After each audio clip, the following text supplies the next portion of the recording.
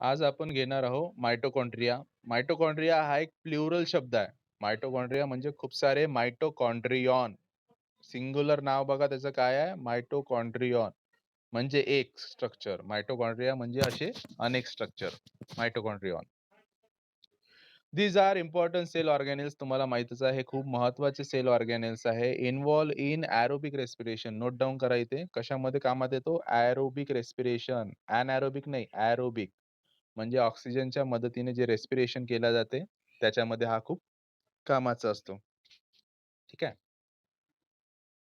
Mitochondria are absent in prokaryotic cell. Mitochondria तुम्हाला prokaryotic sale मध्ये सापडणार नाही. आपण प्रोकॅरियोटिक सेल घेतलेले आहे आणि त्याच्यामध्ये आपण मायटोकॉन्ड्रिया नव्हता बघितला. त्याच्यामध्ये मेसोझोम्स होते, आठवत असेल तर. न्यूक्लिओइड होता, रायबोझोम्स होते. हा, पण मायटोकॉन्ड्रिया नव्हता. आणि रेड ब्लड कार्पसस यांच्या आरबीसी मी सांगितलेलं आहे, आरबीसी मध्ये खूप साऱ्या गोष्टी अब्सेंट आहेत. तर आरबीसी मध्ये पण मायटोकॉन्ड्रिया नसतो. Their shape may be oval. त्यांचा शेप जो आहे ओव्हल असू शकतो. ओव्हल अंड्यासारखा, स्पेरिकल म्हणजे बॉल सारखा. ठीक आहे ना, अशा प्रकारे बघा, असा बॉल सारखा असू शकतो, स्पेरिकल. और spiral, strip like. Spiral spiral जे तुम्हाला बघायचं असेल स्पायरल, तर मी तुम्हाला सजेस्ट करेल स्पमची डायग्राम बघा. स्पर्म मध्ये जे आहे मायटोकॉन्ड्रिया स्पायरल शेप मध्ये असतो. स्पर्म मध्ये ह्युमन स्पर्म जे आहे त्याच्यामध्ये मायटोकॉन्ड्रिया जे आहे स्पायरल म्हणजे असं, स्पायरल म्हणजे कसं म्हणता येईल, हे अशा शेप मध्ये असतो, अशा स्पायरल, स्प्रिंग सारखं. तर पॉइंट असा आहे की हा, बोल. सॉसेज कुठे आहे? सॉसेज शेप कुठे आहे? सॉसेज शेप, वा. ठीक आहे. सॉसेज जे आहे ते अशा प्रकारचं, हे अशा प्रकारचं शेप असं. किंवा तू डोनट माहित आहे तुला? डोनट, डोनट माहित आहे का? तो शेप, तो झाला सॉसेज शेप. हा, तर तो शेप. ठीक आहे. ऐकू येत आहे का तुला? हॅलो. हा, आता झालं ना, तर मी कधी आता डबल म्हंटल. बघा, it is a double membrane bound organelle. Membrane bound organelles तर माहित आहे, ज्यांना कव्हरिंग असते, पण डबल मेम्ब्रेन बाउंड दोन दोन कव्हरिंग असते. बघा इथे ही डायग्राम बघा मायटोकॉन्ड्रियाची. ही बघा, ही एक कव्हरिंग बाहेरची आउटर मेम्ब्रेन, आणि हे बघा आतमध्ये इनर मेम्ब्रेन. इनर मेम्ब्रेन ही वाली आतमध्ये, हे जे अशा प्रकारे गेलेली आहे, ही इनर मेम्ब्रेन आहे. तर अशा प्रकारे मायटोकॉन्ड्रियाला किती मेम्ब्रेन असतात हे नोट करा. डबल मेम्ब्रेन, दोन दोन मेम्ब्रेन असतात. तर इथे आपल्याला बघायचं आहे डबल मेम्ब्रेन वाले कोणकोणते ऑर्गॅनिल्स आहेत. तर मायटोकॉन्ड्रिया हा पहिला तुमचा ऑर्गॅनिल आला ज्याच्यामध्ये डबल डबल मेम्ब्रेन आहे. आउटर मेम्ब्रेन म्हणजे बाहेरची मेम्ब्रेन इज परमिएबल. परमिएबलचं मिनिंग लिहा. परमिएबल म्हणजे परमिशन देणारा. परमिशन देणारा, हे मी माझ्या स्टाईलने सांगत आहो मिनिंग. परमिशन देणारा. कसली परमिशन देणारा? तर बघा, हा जो ऑर्गेनेल आहे याच्या आतमध्ये जाण्याची, बाहेर जाण्याची परमिशन, एजा करण्याची परमिशन जी असते, आउटर मेम्ब्रेन इज परमिएबल, तर तो परमिशन देऊन देतो. म्हणजे याचा अर्थ असा आहे, आउटर मेम्ब्रेन मधून मॉलिक्यूल इझिली पास होऊ शकतात, आत किंवा बाहेर जाऊ शकतात. परमिएबल टू व्हेरियस मेटाबोलाइट्स, वेगवेगळ्या केमिकल्सला तो जो आहे परमिशन देतो आत किंवा बाहेर जायची. आणि हे कशामुळे आहे? Due to presence of protein called porin और पार्सन्स पार्टिकल. इथे अंडरलाईन करा, पार्सन्स पार्टिकल और पोरिन्स. पोरिन्सला अंडरलाईन करा, याला एमसीक्यू मध्ये टाका. पॉइंट रिपीट करतो मी. तर आउटर मेम्ब्रेन बघा, मायटोकॉन्ड्रियाची आउटर मेम्ब्रेन, याला बघा इथे मोठं करून दाखवलेलं आहे. आपण मेम्ब्रेन बघितलेली आहे. मेम्ब्रेन मध्ये कसं लिपिड मॉलिक्यूल असतात, मधामधात प्रोटीन असतात. हे बघा अशा प्रकारे, आठवत आहे स्ट्रक्चर? आपण मेम्ब्रेन घेतलेला आहे ना, सेल मेम्ब्रेन घेतला आहे की नाही घेतलाय? बोला.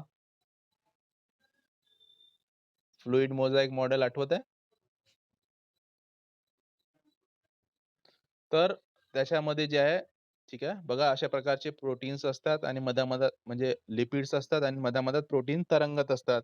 ठीक आहे. Icebergs on in the seas of lipid असं आपण घेतलं होतं. ठीक आहे. तर मधामधात जे प्रोटीन्स आहेत ते बनत आहे, की यांच्या मेम्ब्रेनमध्ये यांची मेम्ब्रेन अशीच आहे. यांच्या मेम्ब्रेनमध्ये प्रोटीन असतात आणि पोरिन नावाचे प्रोटीन आहे, ज्याच्या आतमधून मॉलिक्युल्स इझिली आतमध्ये आणि बाहेर जाऊ शकतात.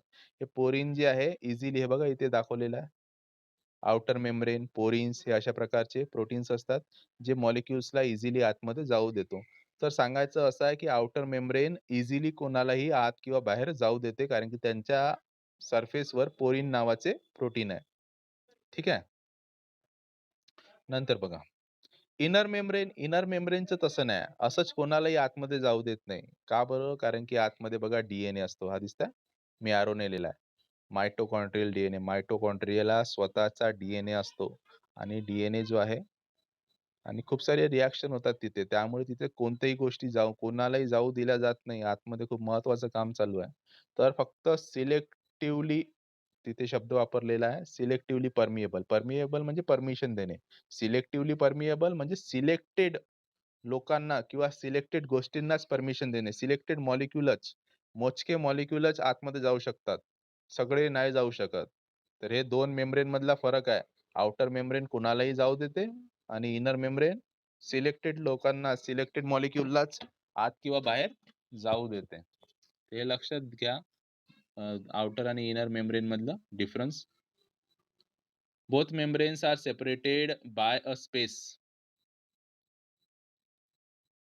दोन्ही मेम्ब्रेन बघा तुम्ही. ही इनर मेम्ब्रेन बघा. ही आउटर मेम्ब्रेन बघा. तर बघा दोघांच्या मधात गॅप आहे. दिसतंय गॅप? तर ते गॅप जे आहे त्याला म्हटलेलं आहे आउटर चेंबर. नोट करा इथे. Both membranes are separated by a space. एका रिकाम्या जागेने ते एकमेकांपासून दूर आहे. त्या रिकाम्या जागेला आउटर चेंबर म्हटलेलं आहे. आता आउटर चेंबर आहे तर आतमध्ये इनर चेंबर पण असेल. तर इनर मेम्ब्रेनच्या आतमध्ये जो चेंबर असतो त्याला इनर चेंबर म्हणतात. ते थोडंसं लक्षात घ्या. लॉजिक लावणं शिका थोडंसं. तुम्हाला ईझी जाईल चॅप्टर. बायोलॉजी ईझी जाईल. जर मी जसं सांगतो तसं अभ्यास कराल तर. नंतर बघा inner membrane. Inner membrane shows several finger-like or plate-like folds. हा बघा. तर आतमधली मेम्ब्रेन बघाल, मधली मेम्ब्रेन बघाल तर याच्यामध्ये तुम्हाला असे फिंगर लाईक स्ट्रक्चर दिसेल. हे बघा. बोटासारखे स्ट्रक्चर हे आतमधल्या फोल्ड. हे बघा मी जे बनवत आहो ना, हे अशा प्रकारे फिंगर लाईक स्ट्रक्चर. हे जे मी नाव देत आहो म्हणजे बाउंड्री काढत आहो ग्रीन याच्यामध्ये. हे जे फिंगर लाईक स्ट्रक्चर आहे, बोटासारखे स्ट्रक्चर आहे, यांना म्हणतात क्रिस्टी. नोट करा. यांना काय म्हणतात? क्रिस्टी. आणि आपण एंडोप्लाझ्मिक रेटिक्युलममध्ये जे मेम्ब्रेन घेतले होते, त्यांना आपण सिस्टर्नी म्हणलं होतं. सिस्टर्नी हे क्रिस्टी. मला याच्यामध्ये नेहमी कन्फ्युजन राहायचं म्हणून मी हे रिपीट करत आहो, की तुमच्यामध्ये तुम्हाला हे कन्फ्युजन नाही झालं पाहिजे. मायटोकॉन्ड्रियामध्ये जे फोल्ड्स असतात त्याला क्रिस्टी म्हणतात. एंडोप्लाझ्मिक रेटिक्युलममध्ये जे फोल्ड्स असतात त्यांना सिस्टर्नी म्हणतात. तर हा फरक लक्षात घ्या. क्रिस्टी हा महत्वाचा आहे. फिंगर लाईक स्ट्रक्चर आतमधल्या फोल्ड. बघा. Inner membrane bears numerous particles. हे जे आतमधली मेम्ब्रेन आहे अशी चाललेली आहे क्रिस्टी, त्याच्यावर जे आहे खूप सारे न्यूमेरस म्हणजे खूप सारे लिहून टाका लगेच. तर inner membrane bears numerous. Bear म्हणजे असणे. तर इनर मेम्ब्रेनवर असतात खूप सारे पार्टिकल्स, ज्यांना म्हणतात ऑक्सिझोम्स. हे नाव नोट करा. एमसीक्यू वर टाका. टाका याला एमसीक्यू मध्ये. इनर मेम्ब्रेनवर काही पार्टिकल्स असतात, ज्यांना ऑक्सिझोम्स म्हणतात. मी तुम्हाला हे पार्टिकल्स दाखवतो. डायग्राम लहान आहे पण मे बी दिसून जाईल. बघा. हे बघा दिसतं हे. हे बघा. हे असे पार्टिकल बघा. हे वर फुगीर भाग आहे. अशा प्रकारे लॉलीपॉप सारखे आहे. दिसतंय तिथे लॉलीपॉप. त्यांना म्हटलेलं आहे ऑक्सिझोम्स. त्याला आणखी एक नाव आहे सायटोक्रोम्स. इलेक्ट्रॉन कॅरियर्स बघा किती सारे नाव दिलेले आहे. हे सगळे नाव अंडरलाईन करा. ऑक्सिझोम्स, सायटोक्रोम्स, इलेक्ट्रॉन कॅरियर्स.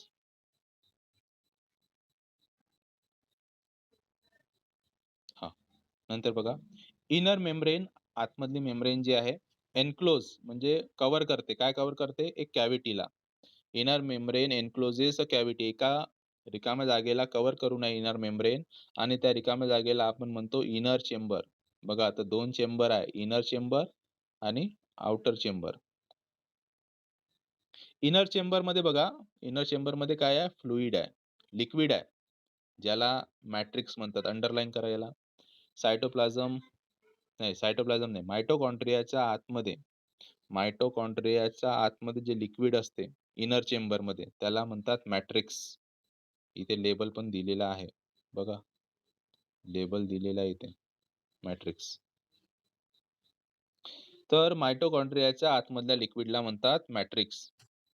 मॅट्रिक्स काय करते बघा? Matrix contain few coils of DNA, circular DNA.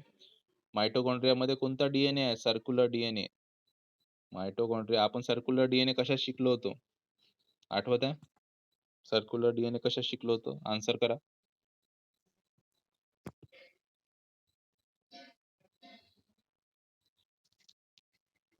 हो, पण कशामध्ये सर्क्युलर डीएनए असतात?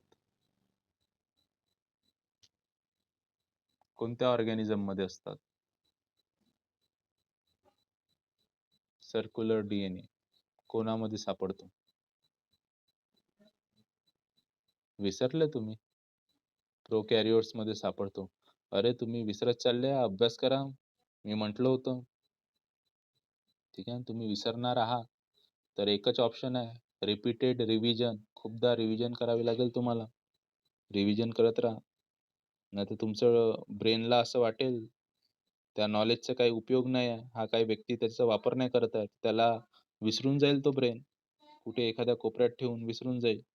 तर परत-परत यूज कराल तर त्याचं तुमच्या ब्रेनला वाटेल का याचं रोज काम पडते. तर तो जो आहे एकदम जवळ ठेवेल ब्रेनच्या. कधी पण गरज पडली तर लवकर तुम्हाला आठवण येऊन जाईल. तर रिव्हिजन करा, खूप महत्त्वाची आहे.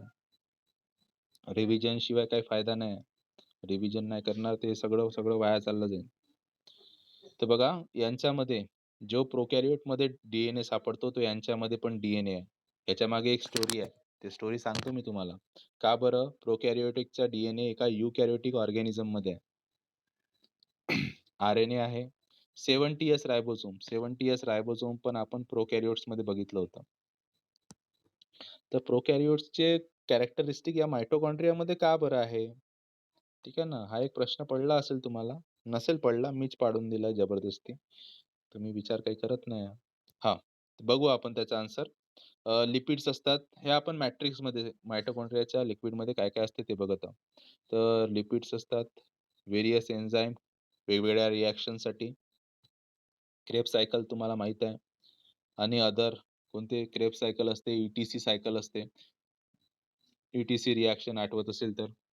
तर हे 10वी मध्ये झालेलं आहे. तर या रिएक्शनसाठी इथे केमिकल्स असतात. नंतर आपण स्टार्ट करत आहोत ऑक्सिझोम्स. ऑक्सिझोम्स काय असतात बघा. ऑक्सिझोम हा शब्द आताच झालेला आहे. लॉलीपॉपला सारखा स्ट्रक्चर असतो इनर मेम्ब्रेनवर. तर इनर मेम्ब्रेन बघा, त्याच्यामध्ये लॉलीपॉप सारखं हे इनर मेम्ब्रेन दाखवलेली आहे. हे बघा एक फोल्ड दाखवलेली आहे. हे इनर मेम्ब्रेन, अशी एक फोल्ड, फिंगर लाइक स्ट्रक्चर, हे आउटर मेम्ब्रेन. तर याला क्रिस्टी म्हणू आपण. हे इनर मेम्ब्रेन जे आहे मी हायलाइट करत आहो, हे आहे क्रिस्टी. त्याला मी मिटवतो. आता परत बघा. क्रिस्टीवर बघा तुम्हाला हे लॉलीपॉप सारखे स्ट्रक्चर दिसतंय? हे बघा अशा प्रकारे. तर इनर मेम्ब्रेनवर अशा प्रकारे स्ट्रक्चर असतात ज्यांना ऑक्सिझोम म्हणतात. त्याला इथे मोठं करून दाखवलेलं आहे. हाय ऑक्सिझोम. हां, बघा. Inner membrane of mitochondria bears numerous particle. तर आतमधल्या मेम्ब्रेनवर खूप सारे पार्टिकल्स असतात, ज्यांना ऑक्सिझोम्स म्हणतात. ऑक्सिझोम्स म्हणतात किंवा F1, F0 पार्टिकल म्हणतात किंवा फर्नांडिस-मोरॉन पार्टिकल म्हणतात किंवा एलिमेंटरी पार्टिकल म्हणतात. हे इतके सारे नाव दिलेले आहे. F1, F0, फर्नांडिस-मोरॉन सायंटिस्टचं नाव, एलिमेंटरी पार्टिकल. तर इतके सारे नाव या ऑक्सिझोमला दिलेले आहे. खूप महत्त्वाचं आहे. एटीपी तयार करण्यामध्ये हे स्ट्रक्चर खूप कामात येणार. मायटोकॉन्ड्रियामध्ये आपल्याला माहीत आहे का एटीपी तयार होते. पण एटीपी एक्झॅक्टली तयार कुठे होते? तर या ऑक्सिझोममध्ये तयार होते. हे नोट करा. ठीक आहे. किंवा मायटोकॉन्ड्रियल पार्टिकल असे खूप सारे नाव दिलेले आहे ऑक्सिझोमला. खूप महत्त्वाचं आहे. मायटोकॉन्ड्रियामधला सर्वात महत्त्वाचा स्ट्रक्चर आहे हा ऑक्सिझोम्स. लॉलीपॉप. बघा ईच पार्टिकल हा जो ऑक्सिझोम आहे त्याच्यामध्ये बघा प्रत्येक पार्टिकल प्रत्येक ऑक्सिझोममध्ये काय आहे? Each particle consist of head and stalk or foot. तर हेड आणि दंडी असते. ठीक आहे, अशा प्रकारे. हेड म्हणजे हा फुगीर भाग, गोल, आणि दंडी म्हणजे हे वालं स्ट्रक्चर. ठीक आहे, स्टॉक, बेस. तर इथे असं पाहिजे होतं, each particle consist of head, stalk and foot असं लिहा. तिथे असं करा. Each particle consist of head, stalk and foot असं पाहिजे. फूट. तर हेड असतो, दंडी असते आणि फूट असतो. हं. इथे बघा डायग्राम. तर हा जो आहे हा हेड आहे. हा जो आहे स्टॉक आहे आणि हा जो आहे हा आहे फूट. तर अशा प्रकारे 3 पार्ट्स असतात प्रत्येक ऑक्सिझोममध्ये. आता हे बरोबर झालं. हां, बघा इथे.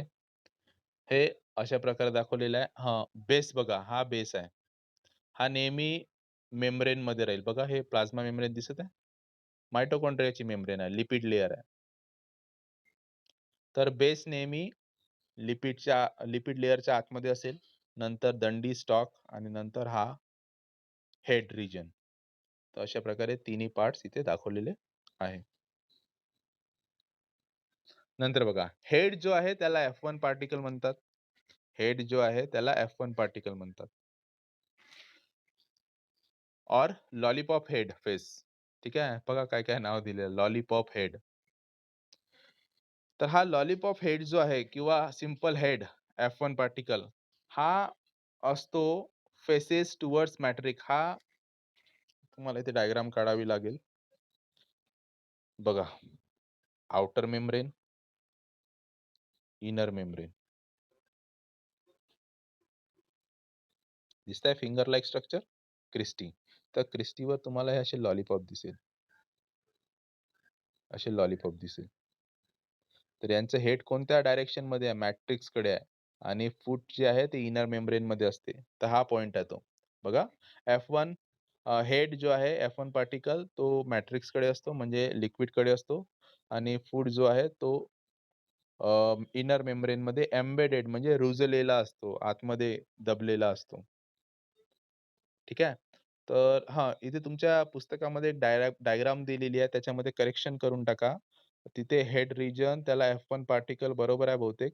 पण स्टॉकला F0 पार्टिकल म्हटलेलं आहे. स्टॉकला F0 नाही, फूटला F0 पार्टिकल पाहिजे. थिअरीमध्ये तुमच्या पुस्तकात दिलेलं आहे, पण डायग्राममध्ये करेक्शन आहे. तर ते करेक्शन तुम्ही करून घ्या. ठीक आहे. नंतर बघा.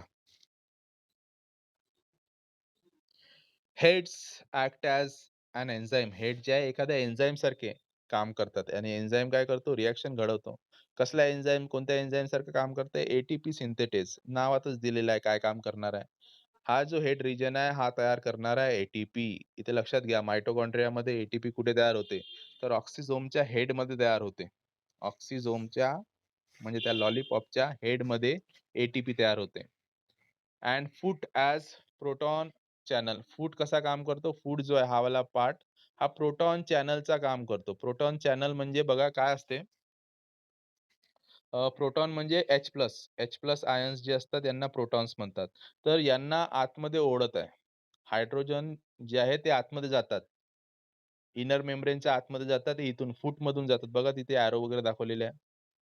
तर तिथून हायड्रोजन मॉलिक्युल्स बघा आतमध्ये येत आहे. ते आतमध्ये जात असताना हे जे फूट आहे तो रोटेट होतो, सर्क्युलेट होतो. एक डायग्राम आहे, ते डायग्राम मी तुम्हाला दाखवील. त्याच्यावरून तुम्हाला एक चांगला आयडिया येऊन जाईल. तर फूट जो आहे रोटेट होतो तर अशा प्रकारे जो आहे, फूड जो आहे तो प्रोटॉन पंप करण्याचा म्हणजे आतमध्ये ओढण्याचं काम करतो, प्रोटॉन चॅनल आणि हेड जो आहे तो एटीपी तयार करण्यामध्ये मदत करतो. फूड प्रोटॉनला आतमध्ये खिचतो. जसं पाण्याला पंप खिचतो, तशाच प्रकारे इथे फूड जो आहे एका प्रोटॉन पंपसारखा काम करत आहे किंवा प्रोटॉन चॅनलसारखं काम करत आहे आणि हेड जो आहे तो एटीपी तयार करण्याचं काम करत आहे. Oxysomes are involved in proton pumping and ATP synthesis. तर ऑक्सिझोम अशा प्रकारे कोणतं काम करतात? दोन काम करतात. प्रोटॉन पंप करण्याचं आणि एटीपी तयार करण्याचं. तर अशा प्रकारे हा टॉपिक जो आहे ते संपलेला आहे.